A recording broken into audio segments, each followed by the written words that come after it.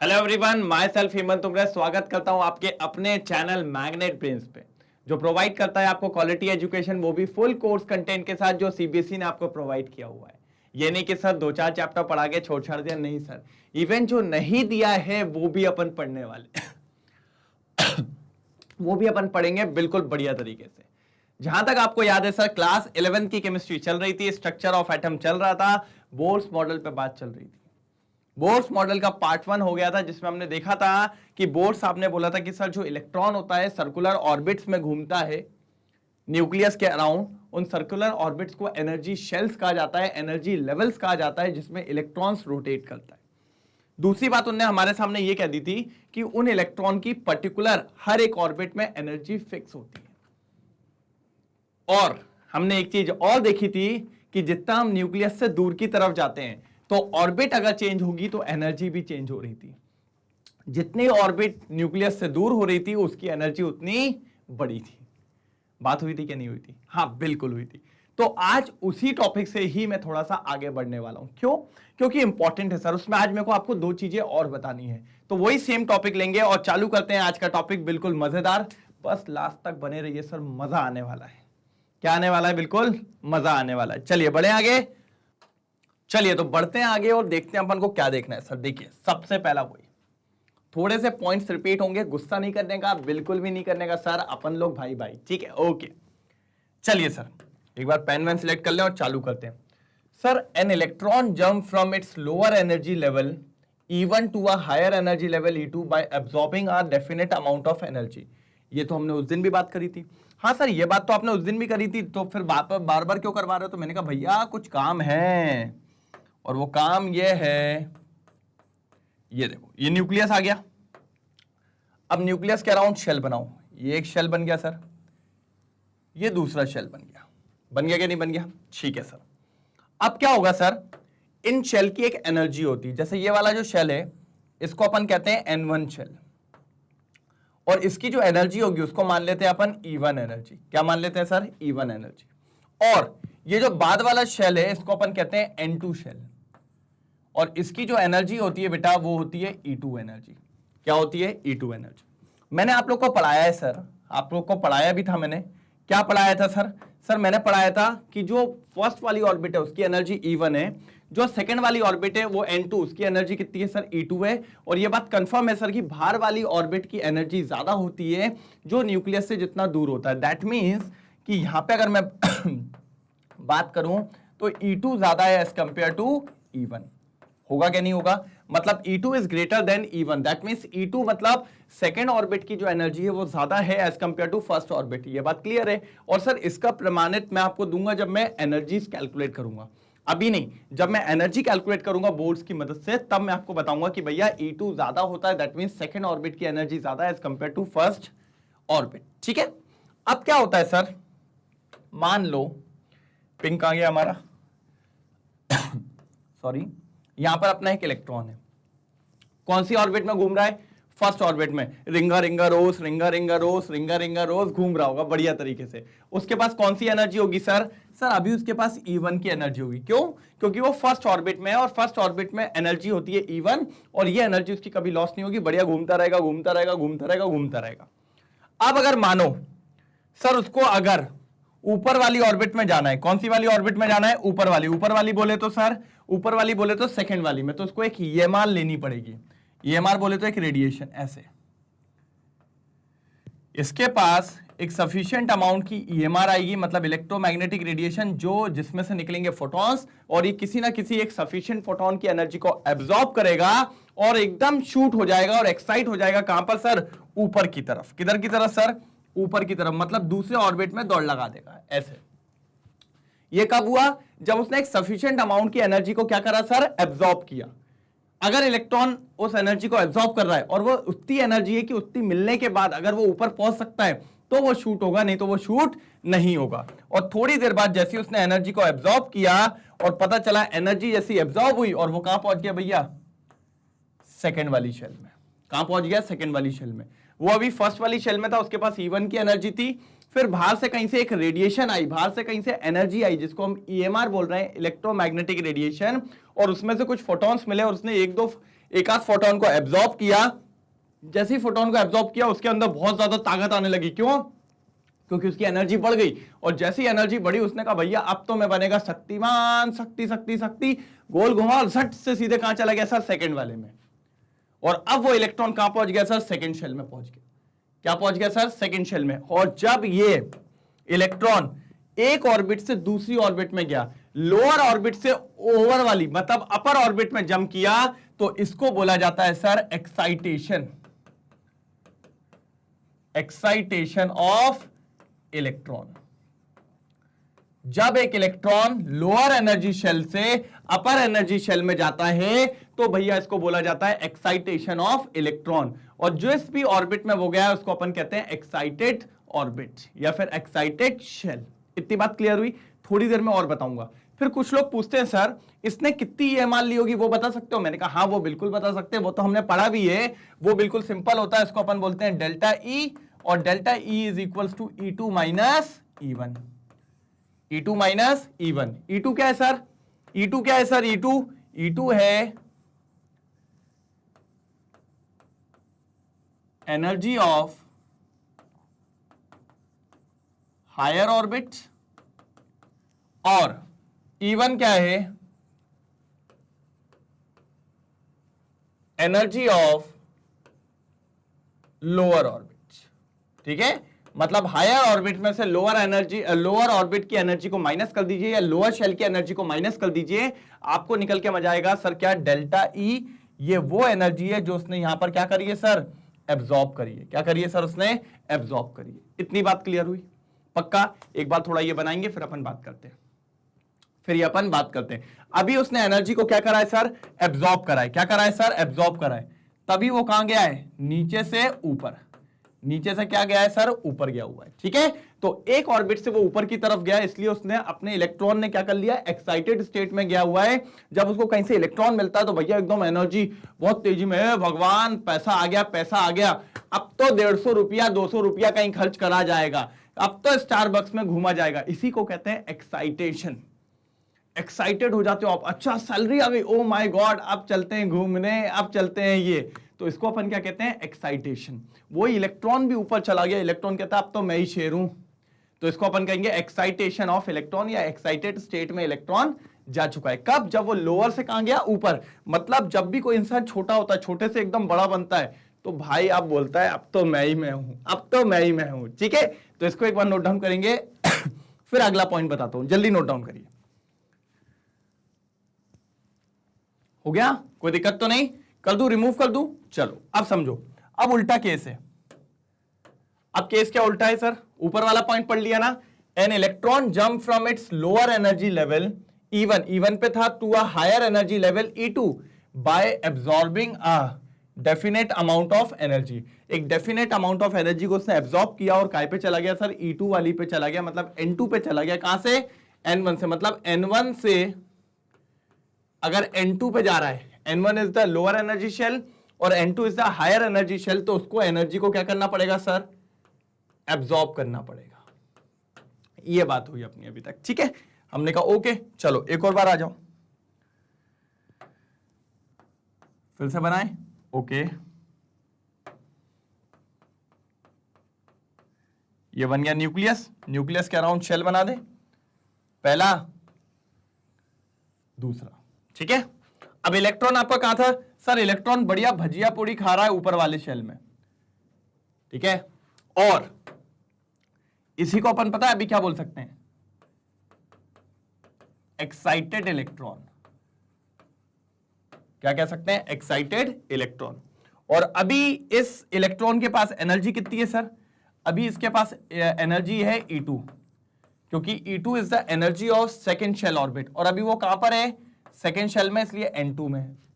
और इधर पे कौन सा शेल है सर? N1 शेल है, और इसकी एनर्जी होती है सर E1। क्या होती है सर? E1। अब मान लो सर एक्साइटेड हो गया था, शक्तिमान बन गया था, सेकेंड शेल पर पहुंच गया था, लेकिन कभी तो वापस आएगा, ये थोड़ी वहीं पर बस जाएगा। तो जब उसको वापस आना है, कहां आना है सर? वापस आना है। वापस आने के लिए उसको कहां पर आना पड़ेगा सर? पीछे। पीछे बोले तो बताता हूं, एक मिनट। पीछे मतलब उसको यहां आना पड़ेगा, इधर पे। अपने ग्राउंड स्टेट में, जो उसका प्रॉपर घर हुआ करता था, लेकिन अभी उसके पास एनर्जी कितनी है E2, और अगर उसको अपने घर पे वापस आना है तो उसको एनर्जी कितनी करनी पड़ेगी E1, और दूसरी बात है E2 ज्यादा एनर्जी है, E1 कैसी है, कम एनर्जी है, तो उसको कुछ एनर्जी बाहर छोड़नी पड़ेगी क्योंकि अभी उसके पास ज्यादा एनर्जी है। तो अब अगर उसको वापस अपनी स्टेट में आना है तो वो कुछ एनर्जी का क्या करने वाला है, दान करने वाला है। क्या करने वाला है, दान करने वाला है।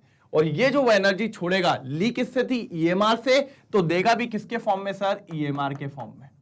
और मतलब ये अपने अंदर से फोटॉन्स फेंकेगा, जो एक्स्ट्रा एनर्जी इसके पास थी वो फोटॉन्स को ये कहेगा, ये ले, आज मैं तुझे देता हूं तेरी जिंदगी तोहफे में, ठीक है। मतलब अपने फोटॉन्स इसने बाहर फेंक दिए, ठीक है। जैसे ही उसने फेंके, E2 से उसकी एनर्जी क्या होगी, कम होगी, कम होगी, कम होगी, और कहां जाएगी, E1 पे। और जैसे E1 पे आएगी वो वहां से धड़ाम से नीचे गिरेगा, और जैसे ही धड़ाम से नीचे गिरेगा वो अपने वापस घर पे आ जाएगा जिसपे वो था, अपने ग्राउंड स्टेट पे। क्या आ गया, अपने ग्राउंड स्टेट पे। तो समझिए जब वो N2 से वापस अपने घर N1 आ गया, ये कौन सी स्टेट थी सर, हायर स्टेट या फिर हायर शेल भी लिख सकते हैं। और ये क्या थी सर, लोअर शेल। क्या थी सर, लोअर शेल। तो हायर से लोअर अगर वो आएगा तो भैया एनर्जी का एमिट करेगा, एनर्जी का क्या करेगा सर, एमिट करेगा। और वही फॉर्म में, EMR के फॉर्म में या फिर फोटॉन्स के फॉर्म में। तो उसने टकर टकर टकर अपनी एनर्जी दी और फट से वहां से गिरते हुए कहां आ गया भैया, नीचे आ गया अपने ग्राउंड स्टेट पे। कहां पर आ गया सर, ग्राउंड स्टेट। तो ये वाली जो स्टेट थी इसको अपन कहते हैं ग्राउंड स्टेट, जहां पर वो पहले रहा करता था। और वो कहां से आया बाबू, ऊपर वाले से आया, जिसको अपन कहते थे एक्साइटेड स्टेट या फिर एक्साइटेड इलेक्ट्रॉन। अब एक्साइटेड इलेक्ट्रॉन ने फुल अपनी एनर्जी दे दी और चुपचाप आके बैठ के सो गया, उड़ के कहता भैया अब तो सोऊंगा क्योंकि अब कोई एक्साइटेड नहीं रहा, अब जो मेरी एनर्जी एक्स्ट्रा थी वो एनर्जी जा चुकी है। अब वो वापस बन गया गंगाधर। क्या बन गया, गंगाधर। है सर गंगाधर देखे हो शक्तिमान के, नहीं देखे हो? गंगाधर एकदम लुप्त आदमी था, आराम से चलता रहता था, यूं यूं यूं, कोई दिक्कत की नहीं। और शक्तिमान एकदम ये जुक जुक जुक। तो जब ऊपर था तब तो एनर्जी तागड़ तोड़ ये था, तो यहां पर वो शक्तिमान था और यहां पर वो क्या बन गया, वापस गंगाधर, और आके नीचे बैठ गया, कोई दिक्कत की बात नहीं है। तो ये वाला केस यहां हुआ, जब वो शक्तिमान था शक्तिमान ने अपनी एनर्जी छोड़ दी, एनर्जी एमिट कर दी, तो वापस वो किस में आ गया, लोअर एनर्जी शेल, जिसमें वो काय में कन्वर्ट हो गया, गंगाधर में। और अब चुपचाप बैठा कि भैया अब तो एनर्जी नहीं है, जब आएगी तब जाऊंगा, नहीं तो बैठा हूं। वैसा वाला केस हो गया, ठीक है। तो ये दूसरा वाला केस था जो पढ़ लेते हैं एक और बार, आ जाओ। एनर्जी इज, पढ़िए सर, एमिटेड, ये देखिए, when an electron jump back, उल्टा, from a higher energy, okay, N2 higher level, E2 energy थी भैया N2 की E2 to a lower energy level E1, lower energy मतलब N1, जिसकी एनर्जी क्या थी सर, E1 थी। और ये जो प्रोसेस हुआ इसको कहते हैं डी एक्साइटेशन ऑफ इलेक्ट्रॉन। बात समझ गए? पहले जब वो एक्साइट हो रहा था, इसके पहले वाला केस ऊपर वाला, तब वो एक्साइटेड स्टेट में जा रहा था, तो उसको क्या कहेंगे, एक्साइटेशन ऑफ इलेक्ट्रॉन। जब वो वापस आ रहा है, नीचे आ रहा है, अपने बैक टू नॉर्मल स्टेट पे आ रहा है, एक्साइटेड स्टेट को छोड़ रहा है, तो उसको अपन कहते हैं भैया अब वो हो रहा है डी एक्साइटेशन ऑफ इलेक्ट्रॉन। क्या हो रहा है बेटा, डी एक्साइटेशन ऑफ इलेक्ट्रॉन। एक बार नोट डाउन करिए, फिर आगे बढ़ते हैं। जल्दी जल्दी जल्दी नोट डाउन करो। तो सर जी इतना क्लियर हुआ कि नहीं, पक्का समझ में आया ना, कोई दिक्कत तो नहीं? चलो फटाफट नोट डाउन कर लो सर। गंगाधर ही शक्तिमान था या शक्तिमान ही गंगाधर था, वो आपको आज पता चल गया। दोनों एक ही हैं, लेकिन एक व्यक्ति के दो रूप हैं। जब लुस्त आदमी है, एकदम चुपचाप बैठा है, तो गंगाधर है, और जब फुर्तीला हो गया, जुक जुक जुक जुक, एकदम यहां पर वो बन जाता था ना, गोला गोला पूरा, तब वो कहलाता था क्या, आपका शक्तिमान। ठीक है, देखा है क्या आपने? नहीं देखा भाई, हम लोग ने तो देखा है भाई, बढ़िया। हम लोग जब छोटे थे शक्तिमान आता था, जूनियर जी आता था। जूनियर जी और शक्तिमान वाले कौन है, जिनने देखा एक बार थम्स अप करो, बढ़िया बिंदास। ठीक है, और भी बहुत सारे आते थे भाई, है ना। अगर वो जो स्टार उत्सव वगैरह पे देखे होंगे आपने, काफी चीजें आती थी। हीरो करके भी एक आता था, Motu Patlu, Tom and Jerry, बहुत देखा है हम लोग ने, तो बढ़िया चलते थे। चलिए ठीक है, वापस आते हैं सर अपने गंगाधर और शक्तिमान पे, आगे बढ़ते हैं। चलो तो sir Bohr's model of sorry atom, ठीक है। अब ये कह रहा है सर या मान लो आपकी N1 शेल है और ये आपकी N2 शेल है, ठीक है। जब भी इलेक्ट्रॉन सर या तो लोअर से हायर जाए या तो हायर से लोअर आए, जब भी इलेक्ट्रॉन लोअर से हायर जाए या फिर हायर से लोअर आए, उसको नाम दिया जाता है बेटा ट्रांजिशन। क्या नाम दिया जाता है? Transition of electron. क्या बोला जाता है बेटा? Transition of electron. ये बात हमेशा याद रखना। N1 से मतलब लोअर एनर्जी से या तो हायर एनर्जी में चला जाए या तो हायर एनर्जी से लोअर एनर्जी में चले जाए, उसको अपन क्या नाम देंगे बेटा? Transition of electron. ये बात हमेशा याद रखना। अब सर दो केस हो गए N1 से N2 जा रहा है तो भी ट्रांजिशन है, और N2 से वापस N1 आ रहा है तो भी क्या कहेंगे अपन उसको? Transition of electron. एक बार ऊपर आइए। The jumping of an electron from one energy level to another is called transition of electron. तो ट्रांजिशन दो तरीके से हो सकता है। क्या दो तरीके से हो सकता है? या तो ट्रांजिशन भैया N1 से N2 हो। N1 से N2 का मतलब सर लोअर एनर्जी से हायर एनर्जी, और या तो N2 से N1 हो, मतलब रिटर्न बैक हायर एनर्जी से लोअर एनर्जी। बात क्लियर है? फिर मैंने आपको पढ़ाया था सॉरी कि अगर और मगर लोअर एनर्जी से हायर एनर्जी में इलेक्ट्रॉन जा रहा है। कहां जा रहा है सर? लोअर एनर्जी से हायर एनर्जी में अगर इलेक्ट्रॉन जा रहा है तो उसको कहा जाता है एक्साइटेशन ऑफ इलेक्ट्रॉन। मतलब अभी इलेक्ट्रॉन गंगाधर से शक्तिमान बन रहा है, और जब गंगाधर से शक्तिमान बनेगा तो एनर्जी लेगा और उड़ जाएगा। तो एनर्जी आ गई ना उसके अंदर, और एनर्जी आ गई तो एक्साइटेड हो गया, और एक्साइटेड हो गया तो भैया क्या कहलाएगा? Excitation of electron. और इसमें क्या कहलाएगा? देखिए, transition from a lower energy air, कहां से? लोअर एनर्जी से जब हायर लेवल पे जाता है तो वो भी एक तरीके का ट्रांजिशन है, और उस ट्रांजिशन को कहा जाता है एक्साइटेशन ऑफ इलेक्ट्रॉन। क्या कहा जाता है बेटा? Excitation of electron. अब उल्टी बात आती है। उल्टी बात क्या सर? सर N2 बोले तो हायर एनर्जी, जैसे ही हायर एनर्जी से वो नीचे आया था, कहां पर सर? लोअर एनर्जी में उसने रेडिएशन को एमिट कर दिया था। क्या कर दिया था? एमिट कर दिया था। देखिए, transition from a higher energy level to a lower energy level is known as de excitation of electron. और ये मैंने आपको बताया भी था सर, पहले जब वो गंगाधर से शक्तिमान बन रहा था, वो ऊपर जाने वाला था, तो उसने एनर्जी ली और एक्साइटेड हो गया, इसीलिए कह दिया एक्साइटेशन ऑफ इलेक्ट्रॉन, और ऊपर पहुंच गया। अब ऊपर से उसको वापस आना है, तो वही एनर्जी उसने लूज कर दी, बेचारा लूज कर दिया, तो लूस्ट आदमी हो गया, और क्या कहेंगे? D excitation of electron. मतलब जब हायर से लोअर आ रहा है तो डी एक्साइटेशन, और जब लोअर से हायर जा रहा है तो एक्साइटेशन। क्या कहेंगे सर? एक्साइटेशन कहेंगे। क्लियर है यहां तक बात? ये बहुत इंपॉर्टेंट चीज है जो आपको पता होनी चाहिए कि सर एक्साइटेशन ऑफ इलेक्ट्रॉन कब कहेंगे? जब लोअर से हायर, और डी एक्साइटेशन कब कहेंगे? जब हायर से लोअर। और इन दोनों को ट्रांजिशन नाम दिया जाता है। ट्रांजिशन का मतलब एक ऑर्बिट से दूसरे ऑर्बिट में जब भी इलेक्ट्रॉन मूव करता है तो उसको अपन क्या कहते हैं? ट्रांजिशन ऑफ इलेक्ट्रॉन कहते हैं। क्या कहते हैं sir? Transition of electron. Clear है यहां तक बात? पक्का? कंफर्म? कोई दिक्कत तो नहीं? ठीक है, एक बार नोट डाउन करिए, फिर आगे बढ़ते हैं।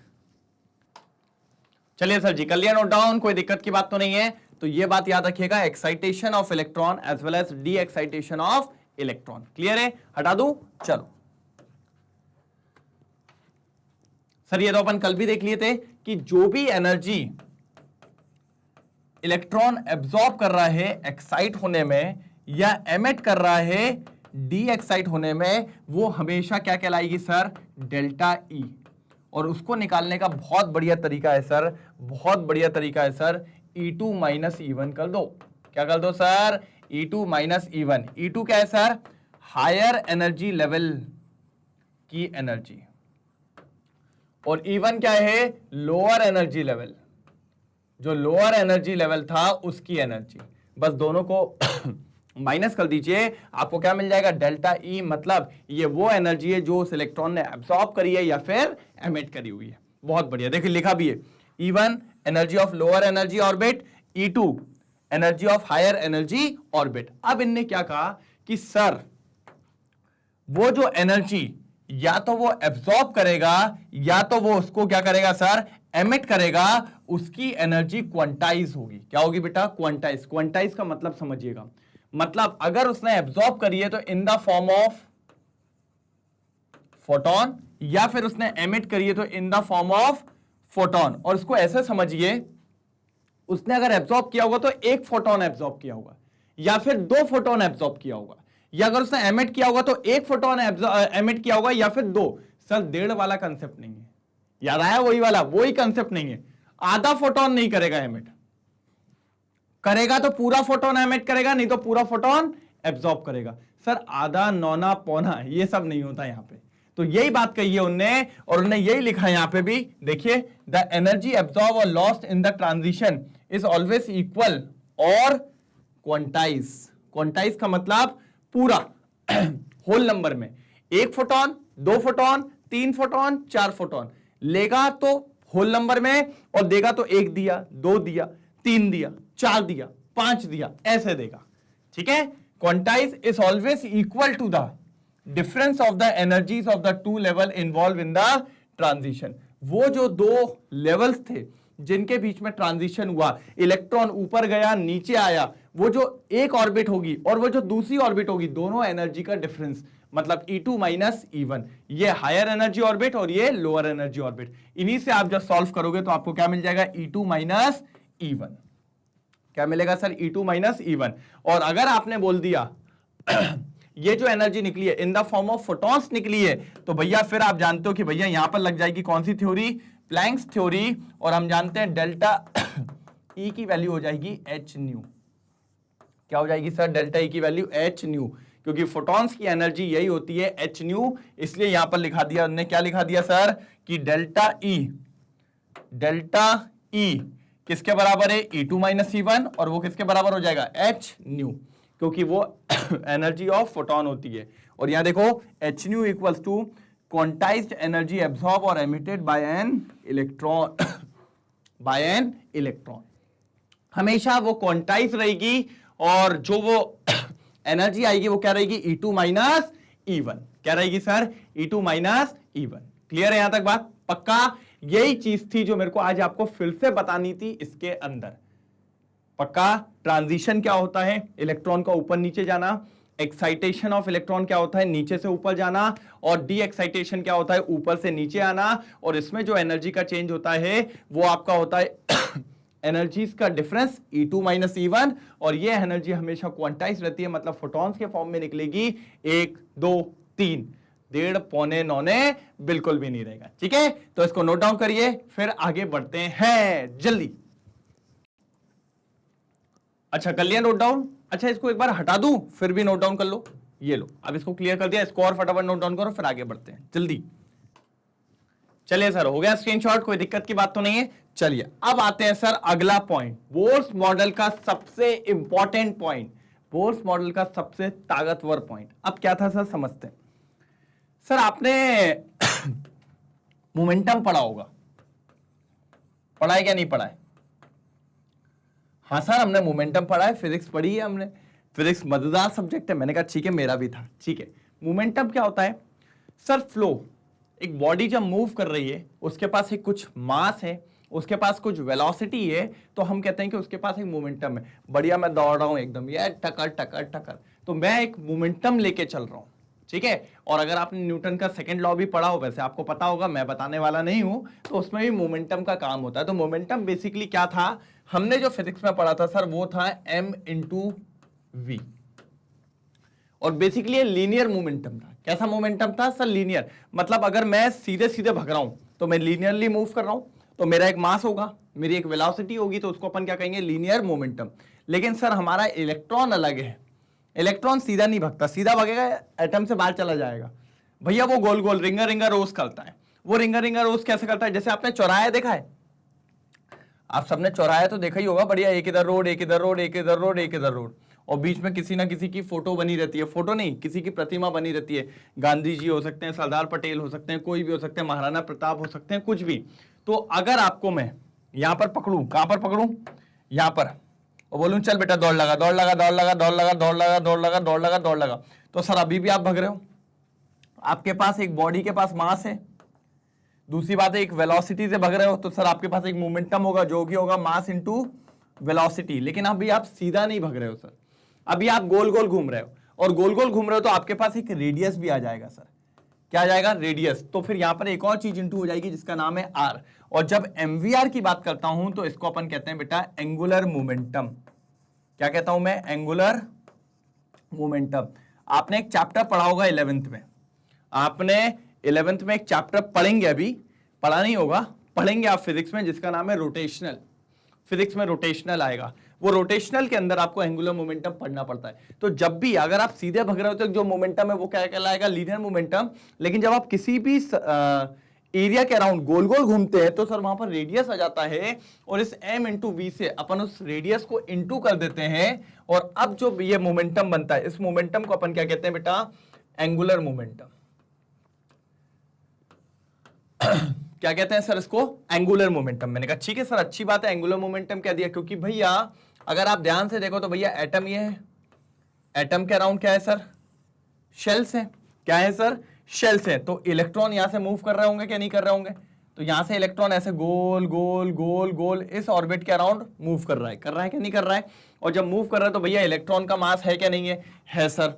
इलेक्ट्रॉन के ऊपर वेलोसिटी है क्या? हाँ सर है। और इलेक्ट्रॉन का अगर मैं यहां से देखूं तो सर एक रेडियस भी दिख रहा है मेरे को, और वो रेडियस आर है, तो भैया मैंने कहा आर भी आ गया। तो अब यहां पर एक इलेक्ट्रॉन के पास क्या होता है बेटा? एंगुलर मोमेंटम होता है। क्या होता है बेटा? एंगुलर मोमेंटम होता है। मतलब जब भी एक इलेक्ट्रॉन एटम के अंदर शेल्स में रोटेट करता है तो उसके पास एक एंगुलर मोमेंटम होता है। क्या होता है सर? Angular momentum. अब बोर ने इस एंगुलर मोमेंटम का क्या करा? बोर ने बोला सर ये जो इलेक्ट्रॉन के पास एंगुलर मोमेंटम होता है ये एक तरीके से क्या होता है सर? फिक्स वैल्यू का इंटीग्रल मल्टीपल होता है। क्या होता है सर? फिक्स वैल्यू का इंटीग्रल मल्टीपल होता है। बात को समझना सर, बहुत इंपॉर्टेंट बात है। जो भी ये इलेक्ट्रॉन्स होंगे एटम के अंदर, एक नहीं जितने भी इलेक्ट्रॉन्स होंगे सर एटम के अंदर, सबका एंगुलर मोमेंटम फिक्स वैल्यू का इंटीग्रल मल्टीपल है। और इसी को क्वांटाइजेशन ऑफ एनर्जी भी कहते हैं। क्वांटाइजेशन ऑफ एनर्जी का मतलब याद आया? मैंने आपको बोला था मेरे पास 100 नोट है, सब 100 के हैं। सामने वाले ने मुझसे कहा 4 नोट दे दो, मैंने दे दिए। सामने वाले ने मुझे बोला 5 नोट दे दो, मैंने 5 दे दिए। सामने वाले ने बोला 6 नोट दे दो, 6 दे दिए, क्योंकि सर मेरे पास 100 के ही नोट थे। लेकिन किसी ने कहा 550 दे दो, क्या 550 दे पाऊंगा? नहीं दे पाऊंगा। क्यों नहीं दे पाऊंगा 550? क्योंकि सर मेरे पास जो भी मैं वैल्यू दे सकता हूं वो मैं 100 के टर्म्स में दे सकता हूं। मतलब मैं होल नंबर के फॉर्म में दे सकता हूं, 50 के फॉर्म में नहीं।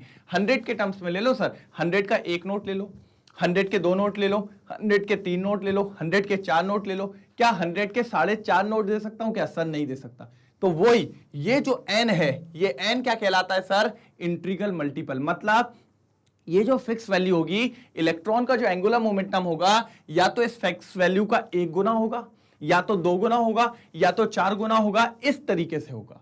मतलब यहां पे भी वही बात हो रही है कि जो भी उसका एंगुलर मोमेंटम होगा सर वो होल नंबर में होगा। 1 गुना, 2 गुना, 3 गुना, 4 गुना, 5 गुना, कहीं पर 3.5 गुना नहीं होगा, कहीं पर 2.5 गुना नहीं होगा, कहीं पर 5.5 गुना नहीं होगा, ऐसा नहीं होगा। मतलब बोर साहब ने यह बोला जो भी यहां पर इलेक्ट्रॉन है जिस भी ऑर्बिट में इलेक्ट्रॉन्स मूव कर रहे हैं, ठीक है, इलेक्ट्रॉन उसी इलेक्ट्रॉन उसी ऑर्बिट में पाए जाएंगे जिस ऑर्बिट में उनका एंगुलर मोमेंटम कैसा होगा बेटा? होल नंबर होगा। मतलब फिक्स वैल्यू का इंटीग्रल मल्टीपल होगा। क्या होगा सर? फिक्स वैल्यू का इंटीग्रल मल्टीपल। हमने कहा ठीक है सर, वो बात आपकी बात मान गए, लेकिन वो वैल्यू कितनी होगी? तो हमने कहा लीजिए वैल्यू बता देते हैं। मतलब जो उसका एंगुलर मोमेंटम होगा जो कि होता है mvr, वो क्या होगा सर? वो एक फिक्स वैल्यू होगी, और वो फिक्स वैल्यू क्या है सर? h/2π। क्या फिक्स वैल्यू है बेटा? अपन h/2π। इसका इंटीग्रल मल्टीपल होगा। इसका क्या होगा बेटा? इंटीग्रल मल्टीपल होगा।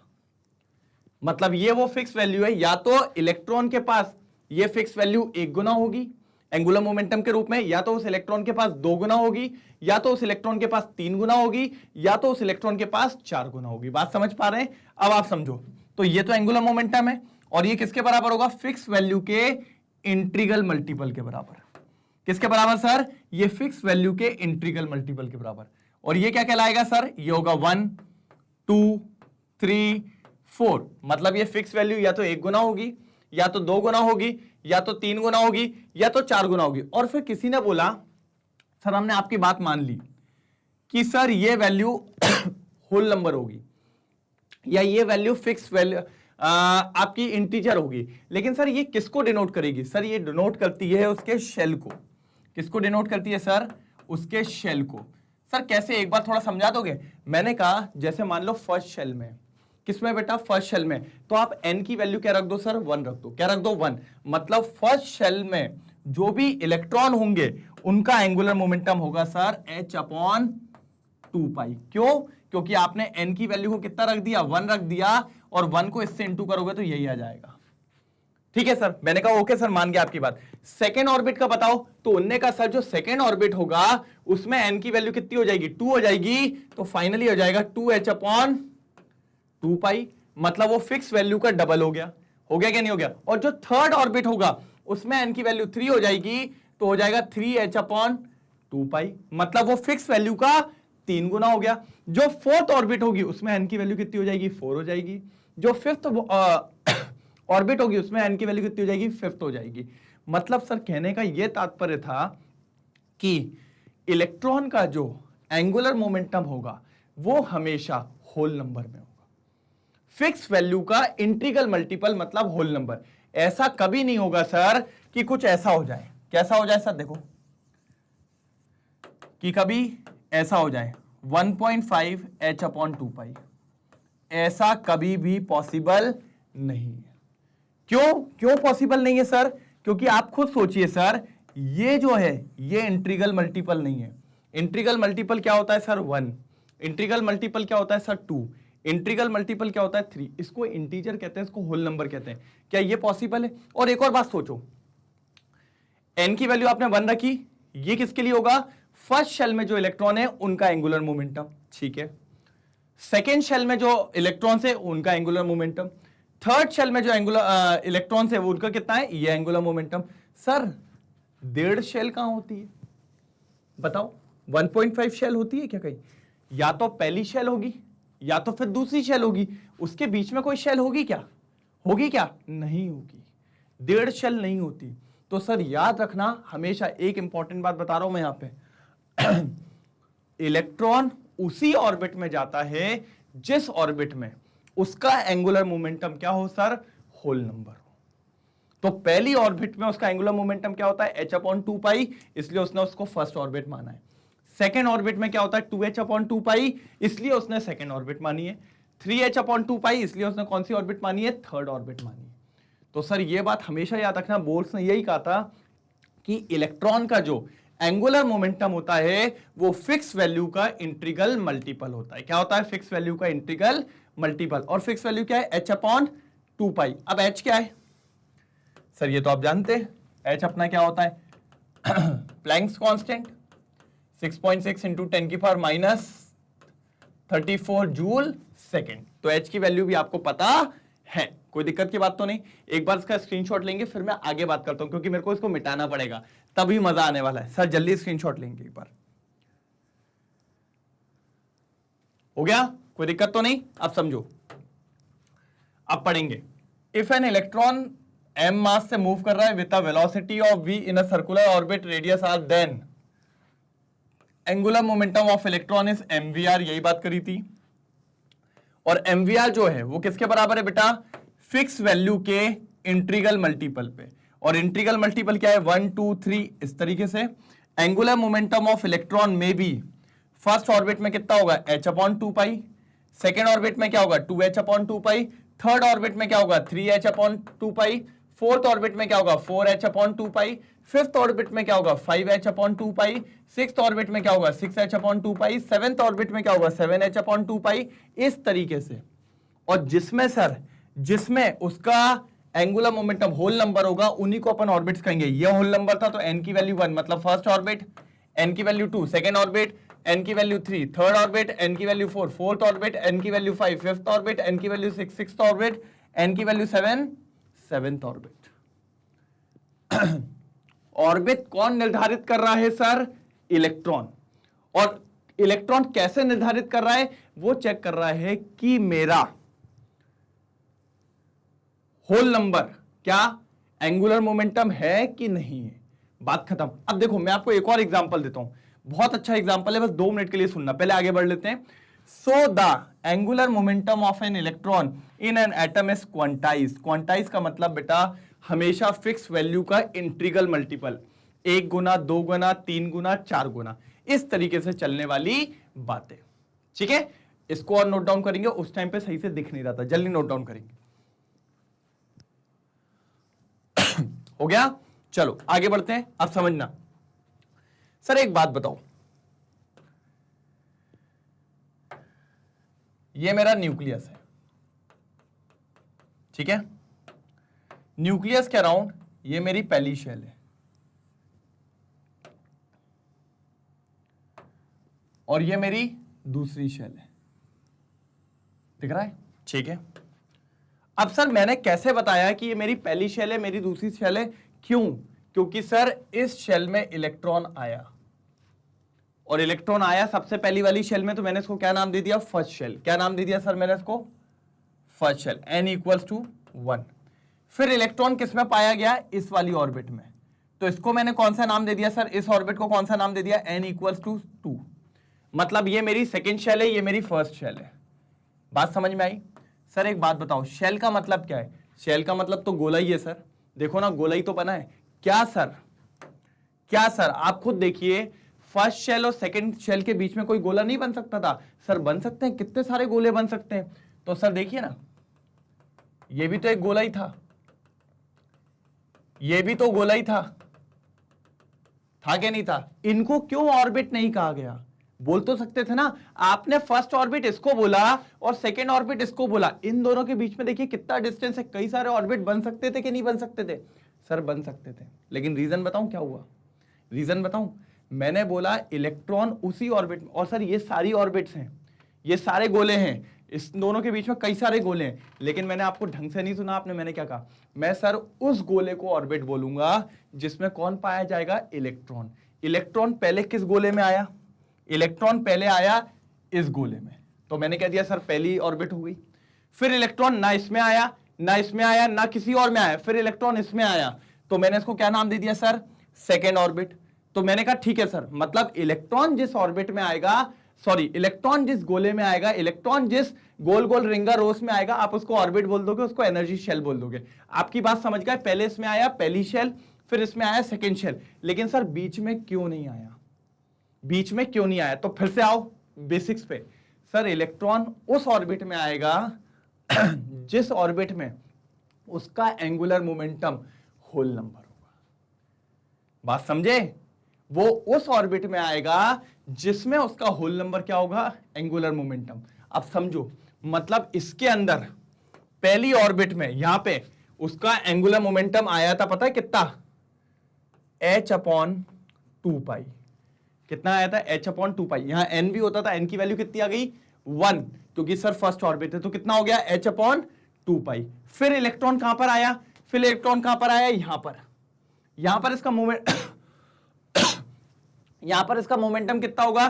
सर n की वैल्यू 2 रखिए, 2 रखेंगे तो कितना हो जाएगा? 2h/2π। तो सर पहले उसको होल नंबर कहां पर मिला? इस वाली ऑर्बिट में h/2π। फिर सेकेंड वाली में क्या मिला? 2h/2π। सर बाकी ऑर्बिट में भी तो कुछ एंगुलर मोमेंटम होगा। मैंने कहा था क्या था? देखो सर, मान लो ये जो गोला बनाया ना, इस वाली ऑर्बिट का, कौन सी वाली? ये जो जा रही है, ये दिख रहा है, ये पूरी येलो वाली, इसका था एंगुलर मोमेंटम 1.5 h/2π। कितना था सर इसका एंगुलर मोमेंटम? 1.5 h/2π।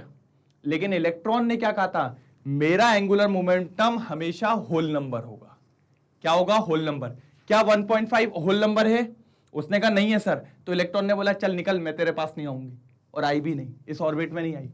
उसको पहली ऑर्बिट कहां मिली? यहां पर, जहां पर उसका एंगुलर मोमेंटम पता कितना था? 1h/2π। 1 is a whole number. फिर उसने बगल वाले से पूछा तेरा होल नंबर है? उसने कहा नहीं, मेरा तो 1.5 है। फिर उसने उसके बगल वाले से पूछा तेरा कितना है, कहता है सर 1.7 है, कहता तेरे पास भी नहीं आऊंगी। उसके बगल वाले से पूछा 1.8 है, कहता तेरे पास भी नहीं आऊंगी। 1.9 है, तेरे पास भी नहीं आऊंगी। जैसे ही उसने ये वाली ग्रीन वाली से पूछा, ग्रीन वाली ने बोला मेरा एंगुलर मोमेंटम है 2h/2π और 2 इज द होल नंबर। उसने कहा yes I am ready, I am ready. तो सर इलेक्ट्रॉन उस ऑर्बिट में जाता है, सॉरी उस गोले में जाता है जिस गोले में उसका एंगुलर मोमेंटम कैसा होता है सर, होल नंबर, और उसी गोले को नाम दिया जाता है ऑर्बिट। सर ऑर्बिट एटम के पास इनफाइनाइट होती हैं, लेकिन उन ऑर्बिट में ही इलेक्ट्रॉन पाए जाते हैं जिन ऑर्बिट का एंगुलर मोमेंटम क्या होगा, होल नंबर। क्योंकि इलेक्ट्रॉन ने पहले ही बोल दिया भैया अगर तेरे पास होल नंबर नहीं हुआ तो मैं तेरे पास नहीं आएगी। ठीक है, तो ये सारे लोग बीच में बोल रहे थे इलेक्ट्रॉन से, अजी सुनती हो आ जाओ ना, अजी सुनती हो आ जाओ ना, लेकिन कोई नहीं सुना। सुनी किसकी, जिसका होल नंबर था। तो सबसे बढ़िया तरीका है भैया ऑर्बिट का होल नंबर बनाओ एंगुलर मोमेंटम, तभी इलेक्ट्रॉन आएगा किसी दिन, नहीं तो इलेक्ट्रॉन नहीं आएगा। ठीक है, इलेक्ट्रॉन बोलता बुलाती है मगर जाने का नहीं, जाने का उधर जहां पे होल नंबर मिलेगा। ठीक है, सख्त लौंडा है, क्या है सर, सख्त लौंडा है। कौन, इलेक्ट्रॉन सख्त लौंडा है, पिघलता नहीं है। अच्छा सर सख्त लौंडा क्या होता है, ऐसा नहीं कि जो कहीं ना पिघले, सख्त लौंडा वो है जो हर जगह ना पिघले। तो ये भी हर जगह नहीं पिघलता, ये कहां पिघलता है, जहां पर होल नंबर होता है। तो इलेक्ट्रॉन इज सख्त लौंडा, जो हर कहीं नहीं पिघलता, सिर्फ कहां पिघला, पहले होल नंबर पे, फिर कहां पिघला, सेकेंड होल नंबर पे, अब कहां पिघलेगा, जहां पर कौन सा। अच्छा हाँ, अब देखो एक और गोला बना लूं, थोड़ा गंदा सा लगेगा लेकिन बना देते, आ जाओ। ये लो, ये जो तीसरा गोला दिख रहा है ये हमारी थर्ड ऑर्बिट है। क्या है हमारी सर, थर्ड ऑर्बिट है। और अब देखो ये सेकेंड ऑर्बिट और थर्ड ऑर्बिट के बीच में कितना डिस्टेंस है, यहां पर कई सारे गोले बने होंगे, लेकिन फिर इलेक्ट्रॉन ने पूछा होगा चल बता रहे तेरा होल नंबर क्या है, तो उसने बोला होगा 2.1 h/2π। चल तेरे पास नहीं आऊंगी, 2.1 है। फिर एक ने बोला होगा 2.5 है, कहता चल तेरे पास भी नहीं आऊंगी। 2.7 है, नहीं आऊंगी। 2.9 है, नहीं आऊंगी। जैसे ही इस ऑर्बिट के पास आया, ऑर्बिट से पूछा क्या है होल नंबर, इसने एक लाइन लिखी। क्या लाइन लिखी देखना, क्या बोला भाई ने, देखना। इसने बोला मेरे पास एंगुलर मोमेंटम ये है, फिक्स वैल्यू क्या है, h/2π। क्या है फिक्स वैल्यू, h/2π। और उसका इंटीग्रल मल्टीपल, n की वैल्यू कितनी बोली उसने, 3 बोली, और n इज अ इंटीजर, और अगर n की वैल्यू 3 है तो भैया वो एंगुलर मोमेंटम क्या हो गया, होल नंबर हो गया। तो इलेक्ट्रॉन कहता बस मेरे को तेरा ही तो इंतजार था, और इलेक्ट्रॉन आया फट से और इधर घूमने लगेगा। ये लीजिए, इलेक्ट्रॉन को भी ले आते हैं। तो ये थर्ड ऑर्बिट में इलेक्ट्रॉन पाया गया। तो इलेक्ट्रॉन उसी ऑर्बिट में पाया जा रहा है जिसमें उसका एंगुलर मोमेंटम कैसा है सर, होल नंबर है। कैसा है सर, होल नंबर है। बात समझ पाए क्या बोलना चाह रहा हूं, कोई दिक्कत तो नहीं। एक बार ये डायग्राम ड्रॉ कर लो, फिर अपन आगे की तरफ बात करते हैं। ठीक है, जल्दी ड्रॉ करो। चलिए सर जी, कर लिया नोट डाउन, कोई दिक्कत की बात तो नहीं है। तो ये तो मैंने आपको बता ही दिया था, तो ये बस बात याद रखिएगा सर, वही इलेक्ट्रॉन उस ऑर्बिट में जाएगा जिस ऑर्बिट का एंगुलर मोमेंटम क्या होगा sir, whole number. Whole number मतलब 1 2 3 4 5 6 7।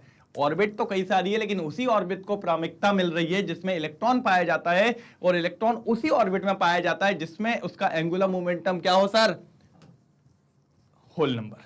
ठीक है, चलो आगे कहानी देख लेते हैं। सर ये कहानी तो बहुत इजी है। अभी हमने देखा the angular momentum of the electron should be quantized. Quantized का मतलब आप समझ ही गए थे, फिक्स्ड।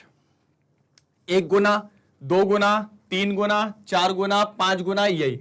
जैसे MVR equals to fix value क्या है, h/2π, उसका इंटीग्रल मल्टीपल, उसका सर इंटीग्रल मल्टीपल, जो n की वैल्यू 1 2 3 4 5 6 होगी। जिसमें अगर बात करें तो MVR हमेशा किसके बराबर होगा सर, इंटीग्रल मल्टीपल के। किसके सर, इंटीग्रल मल्टीपल h/2π। और यहां पर अपन क्या ले लेते हैं सर, अपन यहां ले लेते हैं n। क्या ले लेते हैं, n। और n एक तरीके से शेल भी बताता है। क्या बताता है सर, शेल भी बताता है। अगर मैं n की वैल्यू 1 रख दूंगा तो n इक्वल्स टू 1 का मतलब फर्स्ट ऑर्बिट, और फर्स्ट ऑर्बिट का एंगुलर मोमेंटम क्या हो जाएगा, h/2π। अगर n की वैल्यू 2 रख दूंगा तो भैया n इक्वल्स टू 2 हो गया।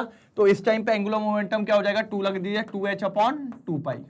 अगर n की वैल्यू 3 रख दूंगा तो भैया क्या हो जाएगा 3h/2π, ये उनका एंगुलर मोमेंटम हो जाएगा। कोई दिक्कत की बात तो नहीं है।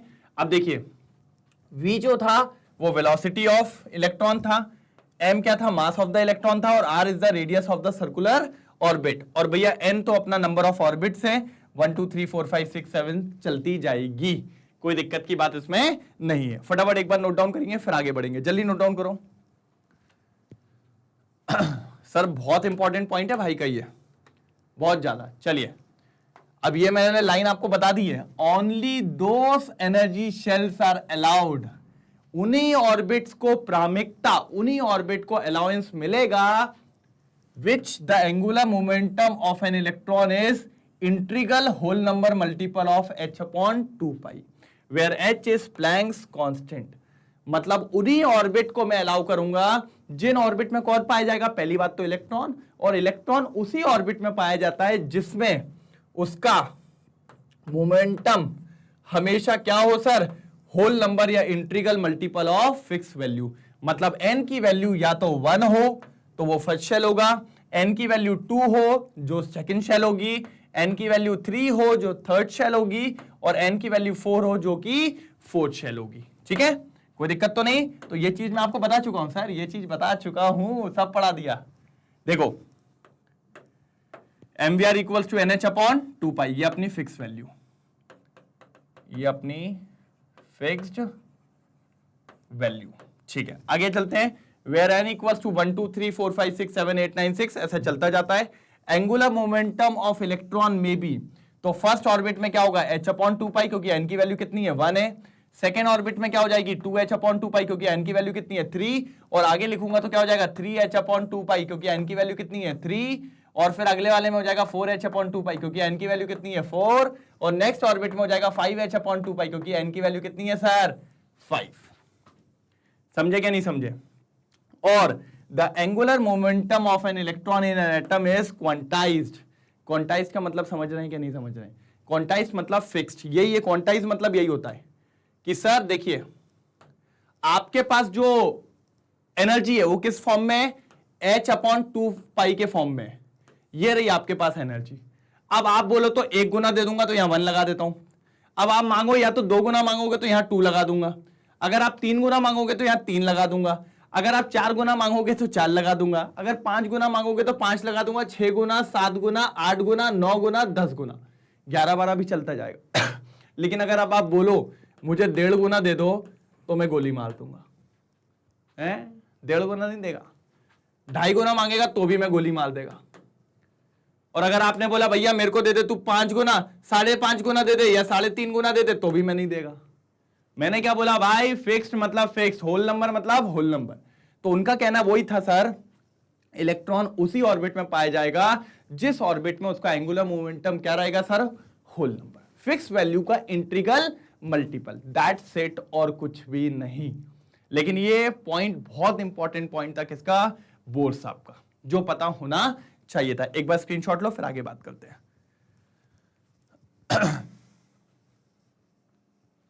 हो गया, कोई दिक्कत तो नहीं? चलिए तो ये इसका भी एक बार स्क्रीनशॉट ले लो फिर आगे बढ़ते हैं।